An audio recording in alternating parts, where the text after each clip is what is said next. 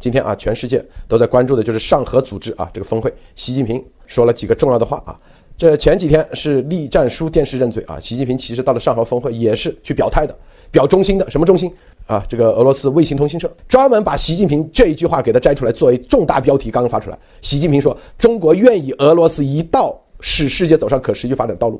这个愿与俄罗斯一道，两道都不行，是要一道，是吧？什么叫愿与？歃血为盟的感觉啊！你要知道这一次上合啊，这个秘书长是谁？是中国啊，不跑到上海看，专门跑到中亚，是吧？这个中亚是属于谁的地盘？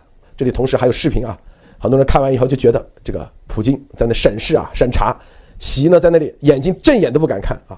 对美国，他们天天可以这个牛逼哄哄，因为啊，他们觉得美国嘛，是吧，是一个讲理的地方。但对俄罗斯，他敢吗？是吧？俄罗斯你不能招，你一招回了俄罗斯，你看我按你说的，我们可是打了乌克兰的啊。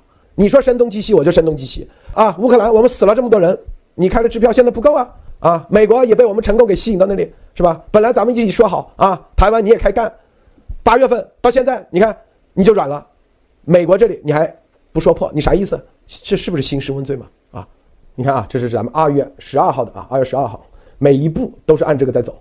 台湾政策法一通过，就是事实上废中共了，说白了，知道吧？这就是我们2月12号就告诉大家，是不是？你习不拿台湾，普京，你这投名状不够啊，是不是？所以习当时他最重要的一步是啥？月光下的和平进行曲，明白不？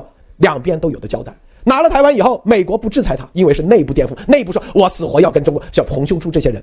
但是这一步棋破掉了，破了以后，习就进入到现在骑虎难下，真正的骑虎难下。如果他不用内部颠覆的方式，敢对台湾真正动手吗？绝对不敢，因为美国直接给你灭。啊，我们还把他那个滚装船都给他破了，说吧，你只要滚装船、渔船赶了那个，直接打你，这就是啥？这就是情报的力量。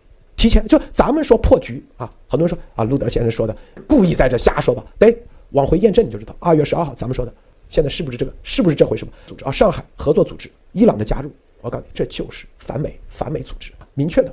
这个俄罗斯就是给最后一次机会，是吧？你不可能在两边一起战光了。